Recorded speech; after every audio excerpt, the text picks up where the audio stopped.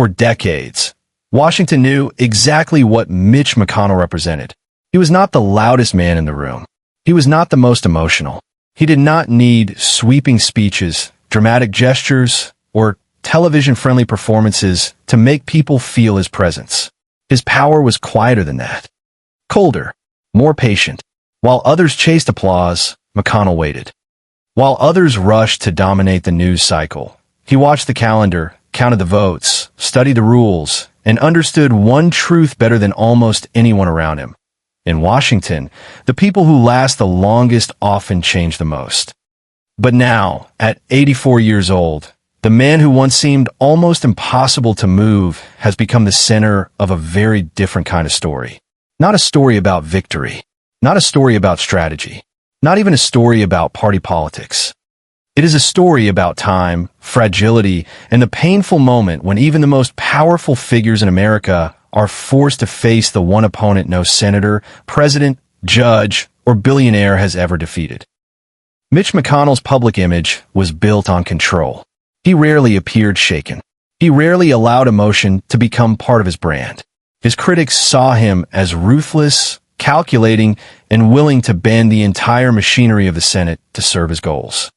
His supporters saw him as disciplined, loyal to conservative priorities, and unmatched in his ability to win long-term battles that others did not even know they were fighting. But whatever side people were on, almost everyone agreed on one thing. Mitch McConnell knew how power worked. He did not stumble into influence. He constructed it, piece by piece, year by year, vote by vote, until his name became inseparable from the modern Republican Party and from the Senate itself. That is why the recent chapters of his life feel so haunting. The same man who once controlled the pace of Washington has found himself slowed by age, watched closely by cameras, questioned by reporters, and surrounded by speculation about his health and future. In earlier years, McConnell's silences were strategic. They made opponents nervous. They forced journalists to guess. They created suspense. But now, silence around McConnell carries a different weight. When he pauses, people do not only wonder what political move he is planning. They wonder whether he is okay. They wonder how much longer he can keep going. They wonder what happens when a man who spent his life mastering institutions begins to show that he is, after all, human. The irony is difficult to ignore. Mitch McConnell's life began with a fight against physical weakness long before he ever entered a political battle. As a child, he survived polio, an experience that could have defined him by limitation. Instead, it became part of the myth of his endurance. He grew up to become a man who seemed almost allergic to vulnerability. He did not present himself as wounded. He presented himself as steady. He was not glamorous, but he was durable. He was not beloved by everyone, but he was impossible to dismiss. And in American politics, durability can become its own kind of legend. When McConnell first entered the Senate in the mid-1980s, few could have imagined the scale of the influence he would eventually command. Washington was a different city then, still bitterly partisan, but not yet shaped by the constant digital outrage that defines politics today. McConnell did not rise because he was charismatic in the traditional sense. He rose because he understood procedure as power. He understood that rules were not boring details, they were weapons. He understood that control of the Senate calendar could matter as much as control of the microphone. And most importantly, he understood that history is often written not by those who speak the most, but by those who decide what gets a vote and what never reaches the floor. Over time, he became one of the most consequential Senate leaders in American history. To conservatives, he helped secure victories that would last for generations, especially through the reshaping of the federal judiciary. To liberals, he became a symbol of obstruction, hardball politics, and the death of old Senate norms. McConnell did not seem especially bothered by either portrait. Praise did not soften him. Outrage did not stop him.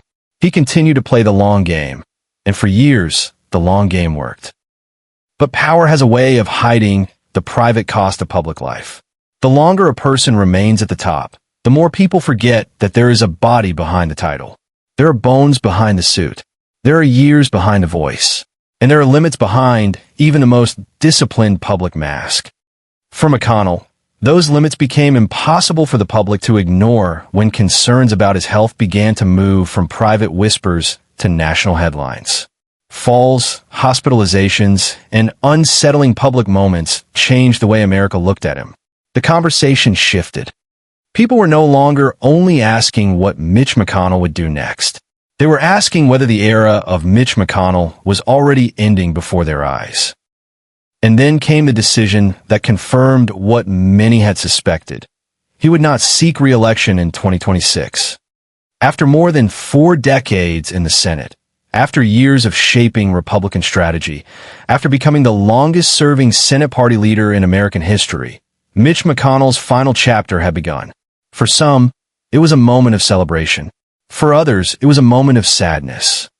For many, it was simply strange to imagine Washington without him as a permanent fixture.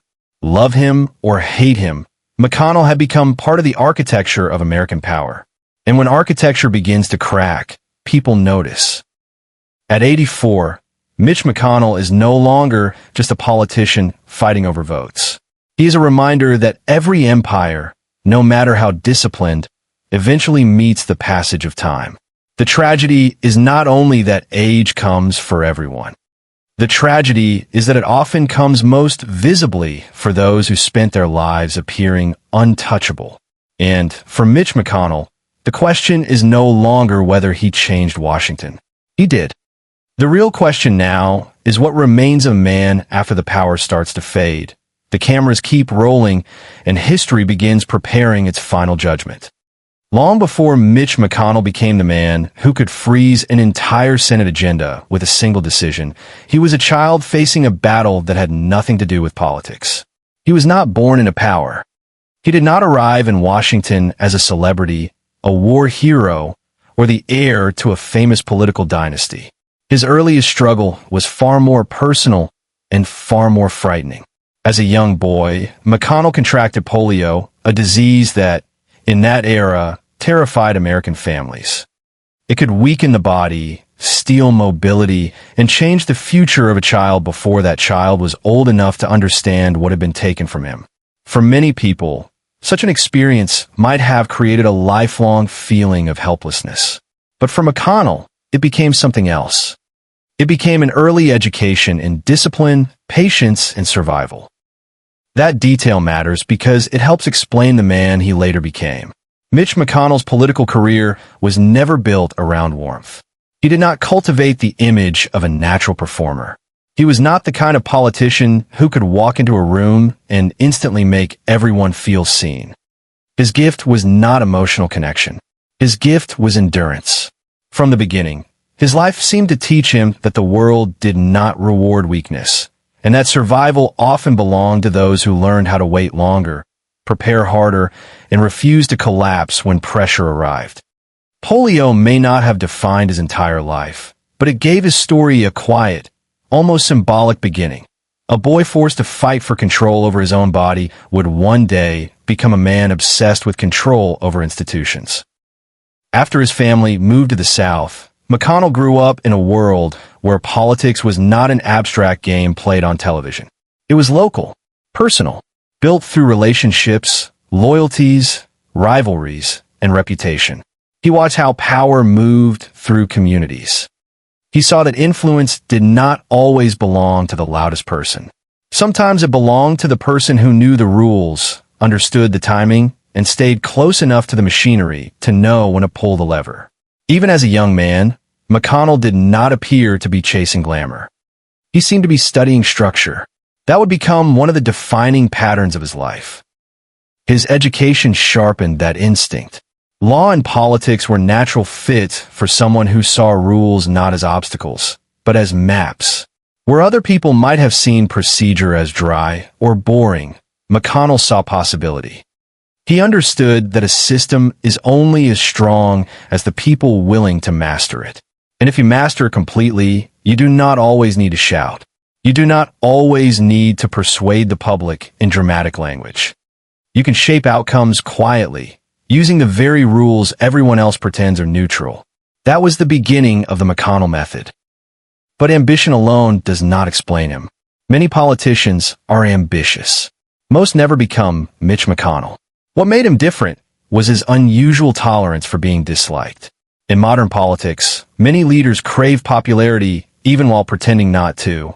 They monitor applause. They chase television moments. They want to be feared, but also loved. McConnell never seemed to require that kind of emotional reward. In fact, his lack of concern for public affection may have been one of his greatest advantages. Criticism did not appear to break his rhythm. Accusations did not push him into apology. Outrage did not force him to surrender the battlefield. If anything, it often confirmed that the battlefield mattered. This quality would later make him one of the most polarizing figures in America. But in his early rise, it gave him a rare form of political armor. He could lose a news cycle and still win a year. He could absorb public anger and still count the votes. He could be mocked for his stiff delivery, his dry speaking style, his uncharismatic presence, and yet none of that stopped him from climbing. Because McConnell was not trying to win the same contest as everyone else. He was not trying to become the most inspiring man in Washington. He was trying to become the most effective. That difference became clearer as he moved deeper into Republican politics. McConnell understood that politics is often romanticized as a contest of ideas, but in practice, it is also a contest of leverage. Who has the votes? Who controls the schedule? Who can hold a coalition together? Who can stop something from happening until the timing changes? Who is willing to be blamed today in exchange for victory tomorrow? Those were the questions that mattered to him. And unlike many politicians who became trapped by their own speeches, McConnell seemed most comfortable when emotion was stripped away and only the mechanics remained. There is something almost cinematic about that kind of personality, though not in the traditional heroic sense. McConnell's story is not the story of a man who charmed a nation. It is the story of a man who learned, very early, that charm was optional if discipline was strong enough. He did not need crowds chanting his name. He needed allies who knew he could deliver. He needed opponents who knew he could block them. He needed a reputation for patience so deep that people began to understand that he might lose 1 round, 2 rounds, even 10 rounds, and still be standing when everyone else had grown tired. And that is where the tragedy of his later years begins to take shape. Because the same traits that built his power also made his decline feel more dramatic. A man who built his identity around endurance becomes especially vulnerable when the public begins to notice signs of frailty.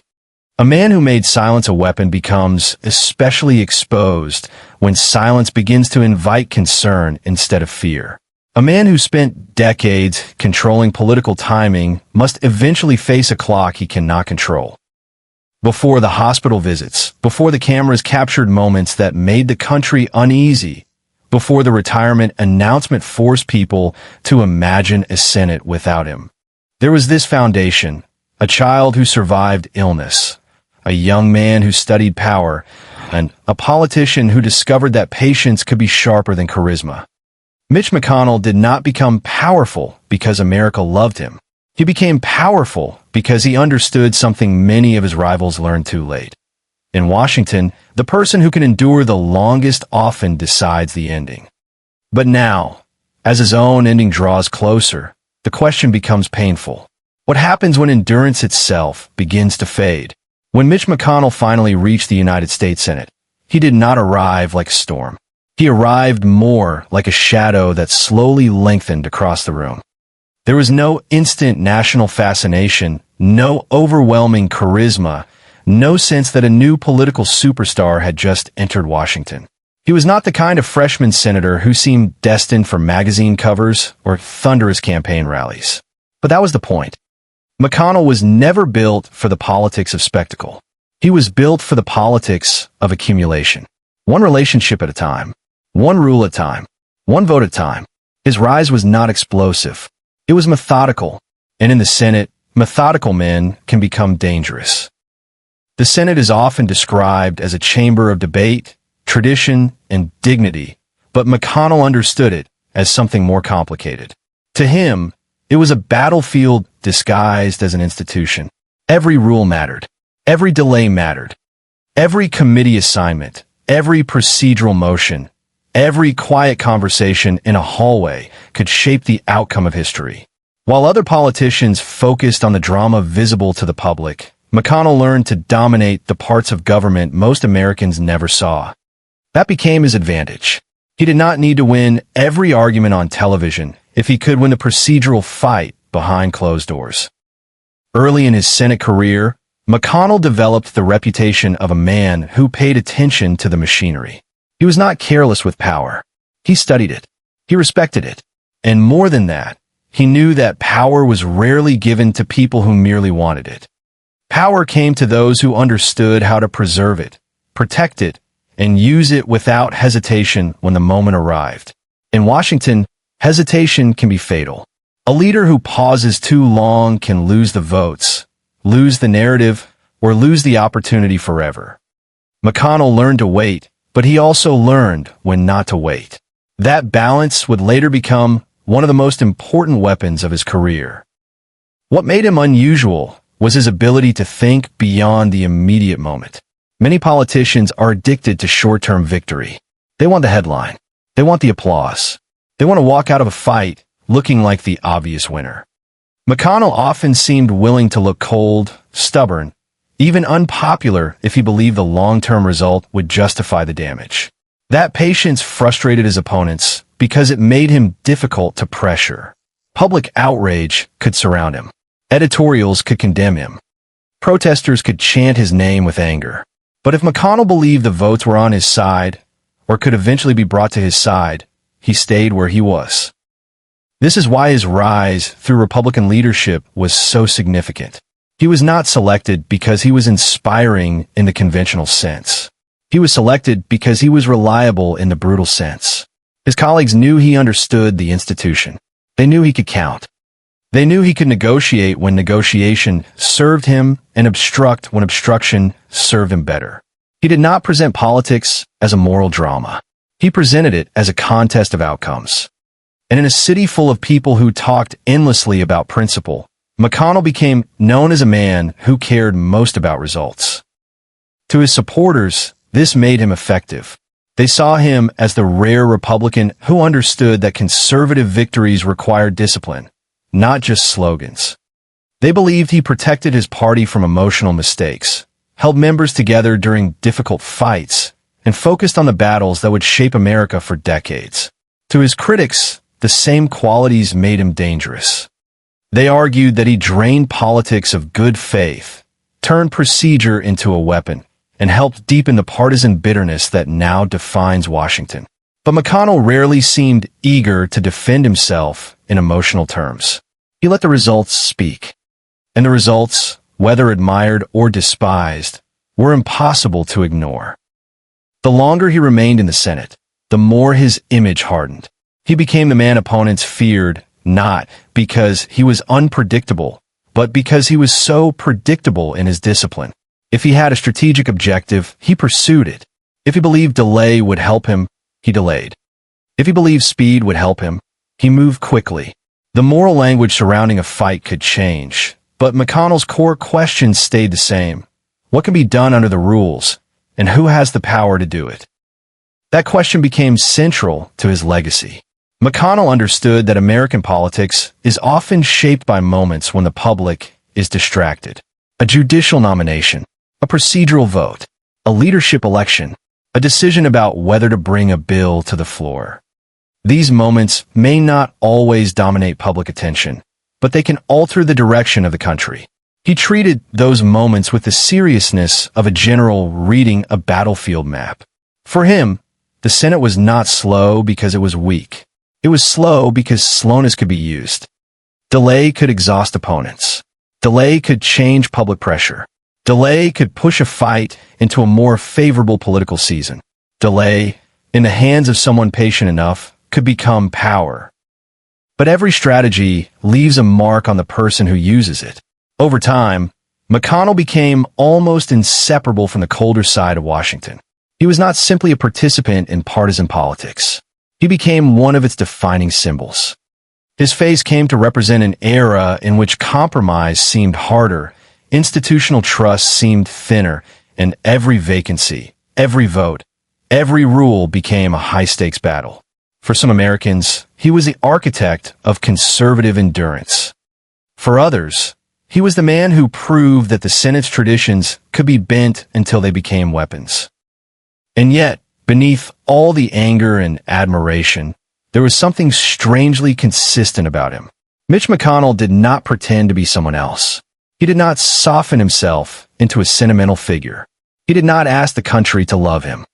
He seemed to accept, perhaps even embrace, that history would judge him through conflict. That acceptance gave him freedom.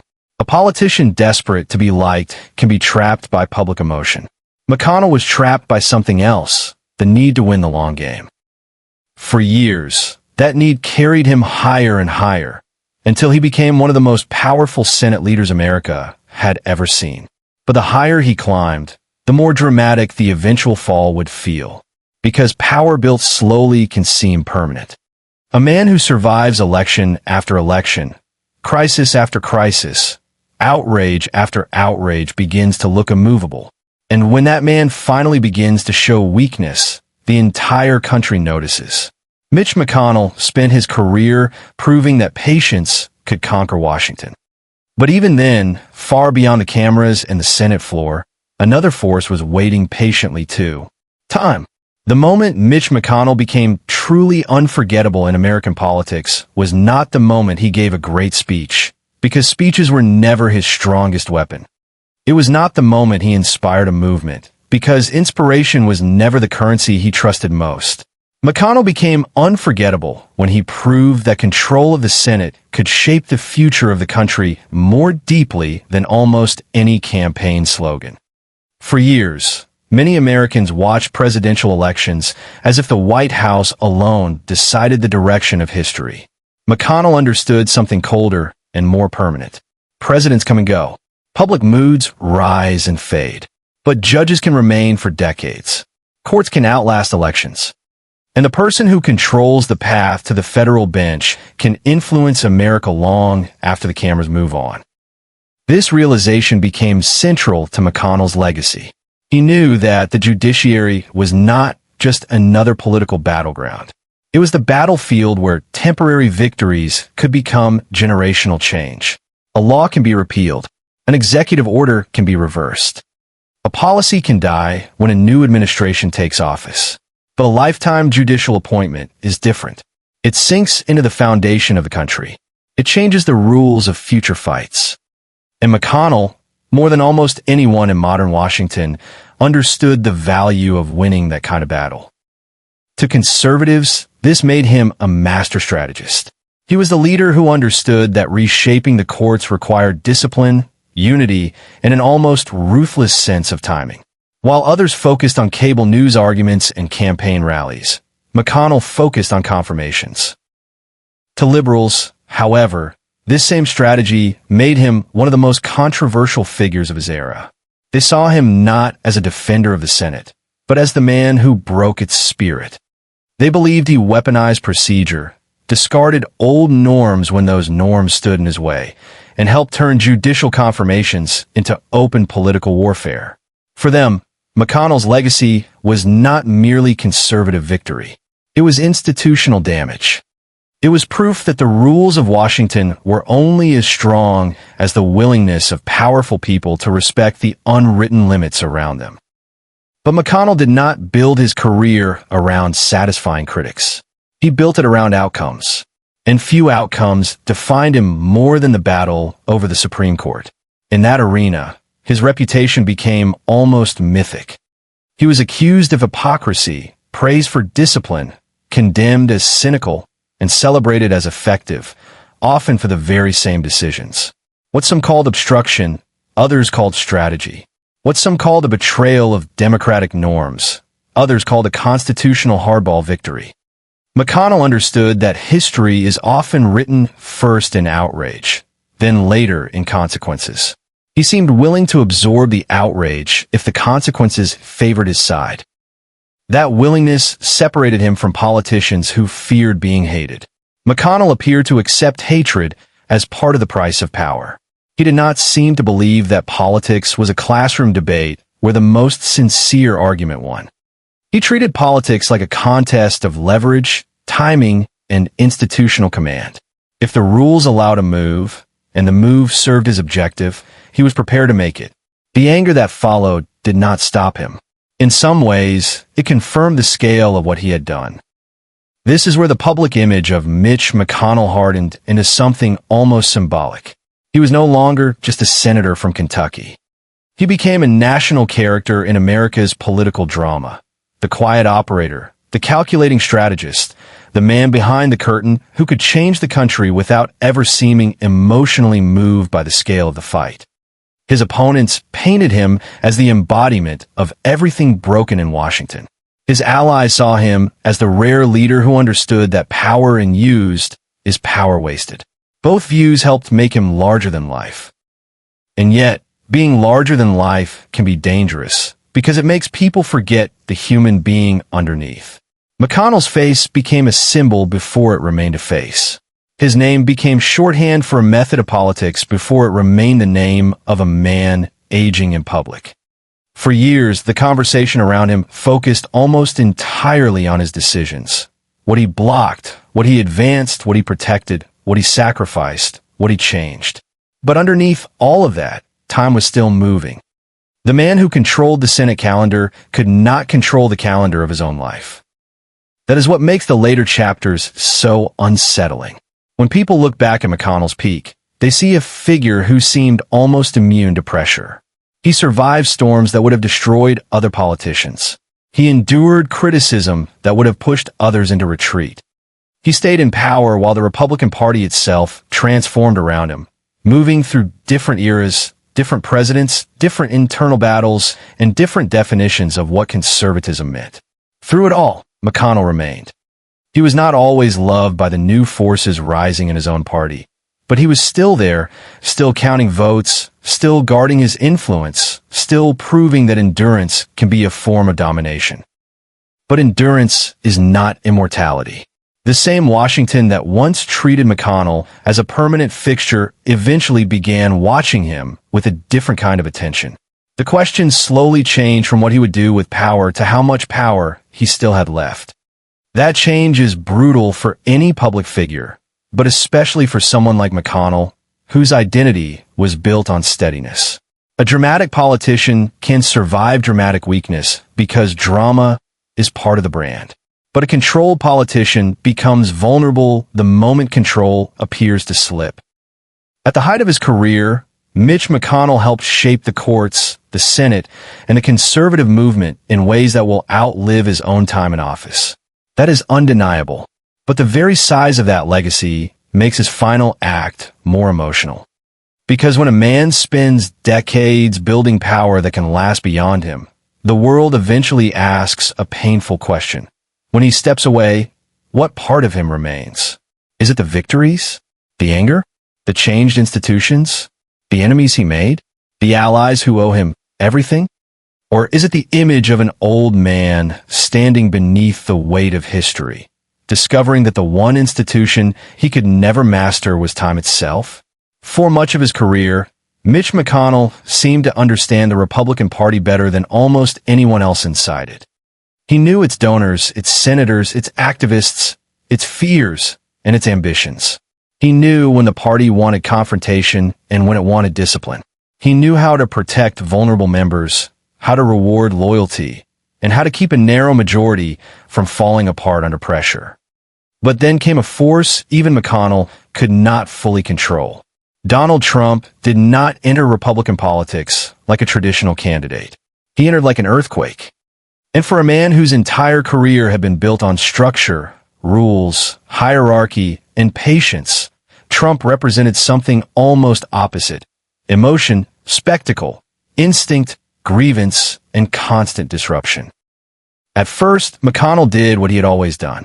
He adapted. He counted the votes. He studied the terrain.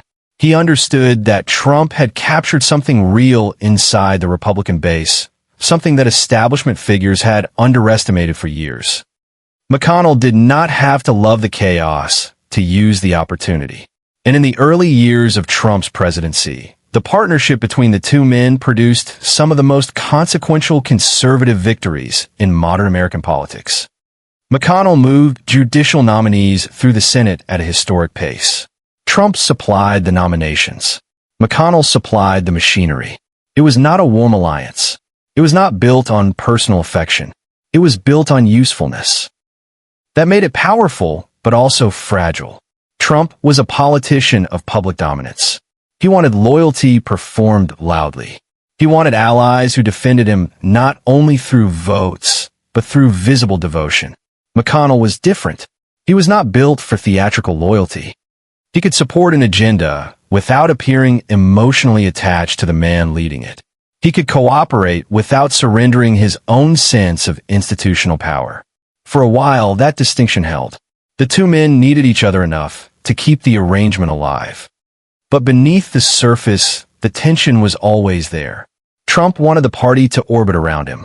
McConnell wanted the party to win, govern, and preserve Senate power. Those goals overlapped often, but they were never identical.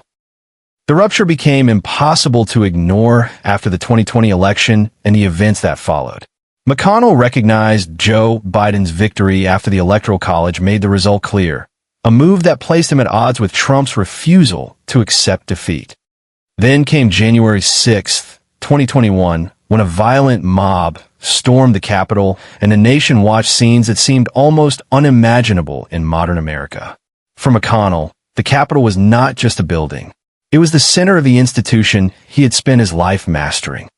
The attack was not merely a political crisis. It was an assault on the physical and symbolic home of his power. In the aftermath, McConnell's words carried a gravity that surprised even some of his critics. He placed responsibility on Trump for provoking the events of that day. Yet when the Senate impeachment trial arrived, he voted to acquit, arguing that Trump was already out of office. That decision captured the contradictions of McConnell's career in one moment. He could condemn the conduct while still choosing the procedural path that protected his party from a deeper rupture. To his critics, it was cowardice dressed as constitutional reasoning. To his defenders, it was a careful distinction between moral blame and Senate authority. To many Americans, it was simply McConnell being McConnell, speaking just enough to mark the record, then moving in the direction he believed best preserved his strategic position. But the Trump era changed something that even McConnell could not reverse. The Republican Party was no longer the institution he had spent decades learning how to manage. It had become more populist, more personal, more suspicious of old leadership, and more willing to punish figures who seemed insufficiently loyal to Trump. McConnell remained powerful, but he no longer seemed fully in command of the movement around him. That was new. For years, he had been the patient operator shaping events from behind the scenes. Now, he was sometimes the target of anger from his own side, accused of being too establishment, too cautious, too willing to live in the old Washington that many newer Republicans wanted to burn down. This may be one of the most dramatic parts of McConnell's final chapter. He spent his life building Republican power, only to watch the party transform into something that did not always want his style of leadership anymore. The skills that once made him dominant began to look, to some in his own coalition, like relics from another age. Procedure, patience, institutional knowledge, Senate discipline. These were still useful, but they no longer stirred the emotional center of the party. The base wanted fighters who looked like they were fighting. McConnell had always fought quietly. In the new Republican Party, quiet power could be mistaken for weakness. And then age made that perception even more dangerous. When a younger politician moves cautiously, people may call him strategic. When an older politician moves cautiously, people may wonder if he is fading. McConnell's health concerns, his public pauses, his falls, and his decision to step away from reelection all became part of a larger question. Was he leaving because the time had come, or because the world he once mastered had already moved beyond him? The answer may be both. History often ends political careers in layers. First, the party changes. Then the body changes. Then the public begins to speak of legacy instead of future. By the time the politician announces the ending has often been happening for years. Still, It would be a mistake to imagine McConnell as merely defeated. Even in decline, he remains one of the central architects of the era America is living through. The courts he helped shape remain. The Senate battles he fought continue to influence how both parties behave. The hardball tactics he normalized did not disappear when his own power began to fade. In that sense, McConnell's influence may survive him more completely than his popularity ever did. He did not need to be loved to leave a mark. He only needed to win enough of the battles that mattered most. But that is also why his story feels so heavy now. Mitch McConnell won many of the fights he chose, yet victory did not spare him from isolation, criticism, aging, or the discomfort of watching his own party evolve beyond his control. At 84, he stands as both a winner and a warning. He proves that power can change history, but it cannot protect a person from time. It cannot guarantee gratitude. It cannot make allies stay loyal forever. And it cannot stop the final chapter from arriving, quietly at first, then all at once. The most unsettling thing about Mitch McConnell's later years was not that he grew older. Everyone grows older. It was that America watched it happen in public, under lights, in front of cameras, inside the very institution where he had spent decades projecting control. For most people, aging happens quietly. It happens in private rooms, in family conversations, in moments seen only by those close enough to notice the small changes. But for McConnell, aging unfolded on a national stage. Every pause, every stumble, every unexplained absence, every moment of visible discomfort became part of a public record. And for a man whose entire identity had been built around discipline, that exposure carried a painful symbolism. The moments that drew the most attention were difficult to watch because they interrupted the image people thought they knew. McConnell had never been a dramatic speaker, but he had always seemed steady. His voice was dry, his face controlled, his rhythm familiar. Then, suddenly, there were moments when that rhythm appeared to break. Cameras captured pauses that felt too long. Reporters watched as aides moved closer. Political opponents, allies, journalists, and ordinary viewers all saw the same thing at once. A man who had spent his life mastering the machinery of power was now being observed through the fragile lens of age and health. The reaction was complicated. Some people who had opposed him for years felt little sympathy. They saw his vulnerability and immediately connected it to the harshness of his political legacy. Others, even among his critics, found the images deeply human. Political anger can be powerful, but there is something sobering about watching any elderly person struggle in public. It reminds people that behind every title is a body, and behind every reputation is a person subject to the same limits as everyone else. McConnell had been treated for decades as a symbol of strategy, obstruction, conservative victory, or institutional decline. But in those moments, he was not an abstraction. He was an aging man standing before a country that did not know whether to judge him, pity him, or simply look away. That uncertainty made the scenes even more haunting. Washington is not a city built for tenderness. It measures weakness quickly. It notices hesitation. It turns private decline into public speculation. When a powerful person appears fragile, the question is never only personal. It becomes political. Can he still lead? Can he still serve? Is he capable of making decisions? Who benefits if he steps back? Who loses if he stays? In any other profession, such questions might be asked gently. In politics, they become immediate calculations. McConnell understood that better than anyone. He had spent his life reading weakness in others. Now others were reading it in him. That reversal was brutal. The Senate leader who once controlled timing became the subject of timing. When would he return? When would he step aside? What would he explain? When would the next incident happen? The man who once made other politicians wait now found the country waiting on him, not for strategy, but for reassurance. And reassurance did not always come easily. His office could release statements, colleagues could offer support, and doctors could provide limited updates when appropriate, but none of it fully erased the images already burned into public memory. In modern politics, perception can become more powerful than explanation. For McConnell, this period revealed the loneliness of long power. When a person remains in public life for decades, almost every relationship becomes layered with ambition, loyalty, resentment, and calculation. Allies may respect him, but they also think about succession.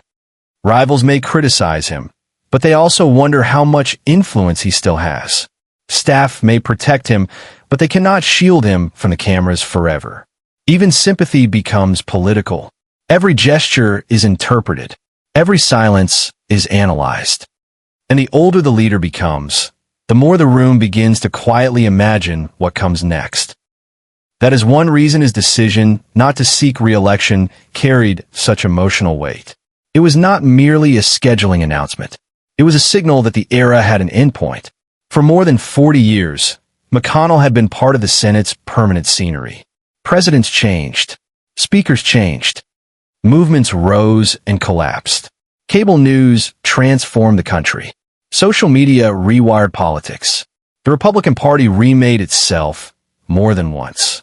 Yet McConnell remained a constant presence in a city addicted to upheaval.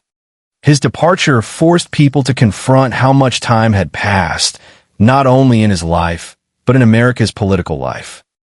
The sadness of that realization does not require admiration. A person can dislike McConnell's politics and still recognize the gravity of an ending. He was one of the most consequential figures of his generation. He helped shape the courts, the Senate, and the rules of partisan warfare. His decisions affected millions of people, often in ways they may not fully understand until years later. That kind of influence does not disappear quietly. It leaves behind institutions, precedents, enemies, protégés, and consequences. But the person who built that influence still has to step away from the desk. He still has to leave the chamber. He still has to become, eventually, a subject of history rather than a force actively shaping it. And that may be the most painful part of the McConnell story. His life proves that a person can win and still be overtaken. He can outmaneuver rivals, outlast presidents, reshape courts, frustrate enemies, reward allies, and bend the Senate to his will, yet still reach a point where the public conversation turns from what he can do to what has happened to him. That transition is unforgiving. It strips power of its illusion. It shows that the strongest political machine cannot stop the body from aging. It shows that the title leader cannot protect anyone from becoming vulnerable. At 84, Mitch McConnell stands in the strange space between legacy and disappearance. He is still present, still historically important, still capable of provoking strong emotion.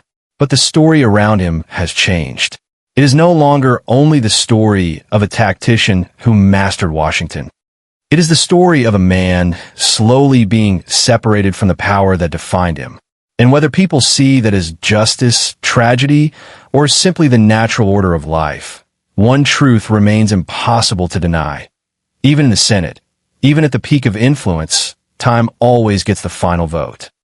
In the end, Mitch McConnell's story cannot be understood through one emotion. It is too complicated for simple sympathy, too consequential for easy forgiveness, and too historic to be dismissed as the decline of just another aging politician. He is not merely a man who got old in public. He is a man who spent more than 4 decades helping shape the direction of American government, and then lived long enough to see the meaning of his own power become contested by the country he helped change. That is what makes his final chapter so striking. It is not only about what happened to Mitch McConnell at 84. It is about what happens to any leader when the world begins to measure him less by his next move and more by the shadow he leaves behind. For his supporters, McConnell's legacy is clear. They see him as the disciplined architect of conservative victories that many Republicans had dreamed about for generations. They credit him with understanding the courts when others were distracted, with holding his party together when the margins were thin, and with proving that patience could defeat emotion. In their eyes, he did not waste power. He used it. He took the Senate seriously as an instrument of political change, and he delivered results that will outlast his time in office.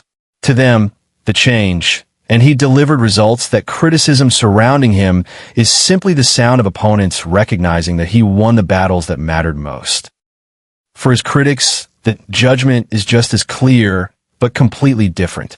They see McConnell as one of the central figures in the breakdown of trust in Washington. They argue that he turned norms into obstacles, procedure into a weapon, and the Senate into a place where raw power mattered more than good faith. To them, his career is not a lesson in discipline, but a warning about what happens when winning becomes the highest principle. They do not see tragedy in his fading influence. They see accountability, or at least the beginning of history catching up with a man who shaped politics in ways they believe damaged the country. But between those two judgments stand the actual human being, and that is where the story becomes harder to hold. Because Mitch McConnell was never just a villain to some or a hero to others.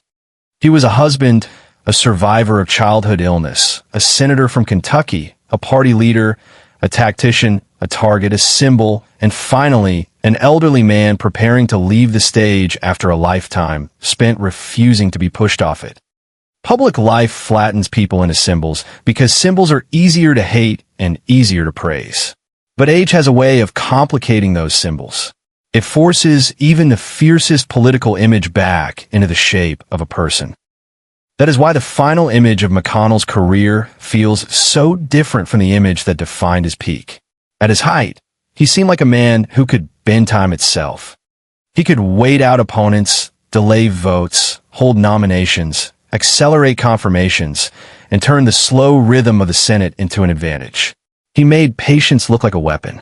But in the final chapter, time no longer looks like something he commands. It looks like something closing in. The same patience that once made him powerful now surrounds him in a different way. The country is waiting, not for his next strategy, but for the end of an era. There's a strange loneliness in that. Power attracts people, but endings reveal who remains. When a leader is rising, everyone wants to stand near him. When he is at the peak, everyone studies him. But when he begins to fade, the crowd starts looking past him toward the successor, the next election, the next fight, the next name that will dominate the headlines. This is the quiet cruelty of politics. It never stops moving. It uses people, celebrates them, condemns them, depends on them, and then, when their time is almost over, it turns its attention elsewhere. McConnell understood that system better than most, which may make the final turn even more bitter. Still, his influence cannot simply vanish.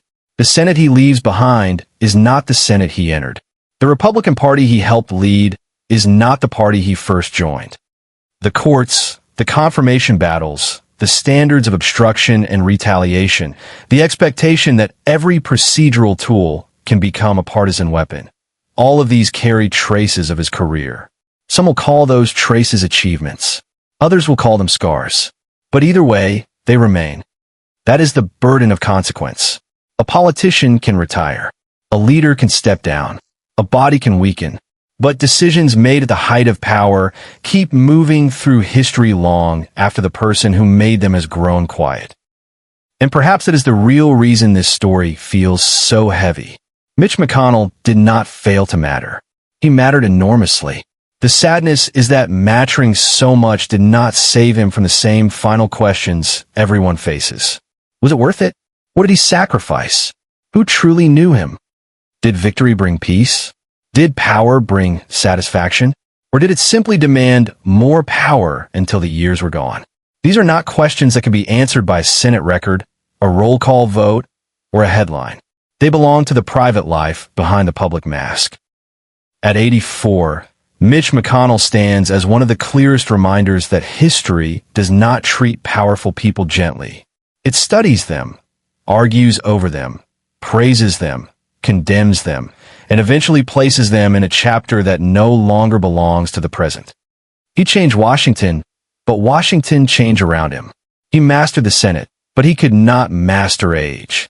He built a legacy, but he cannot control how that legacy will be remembered.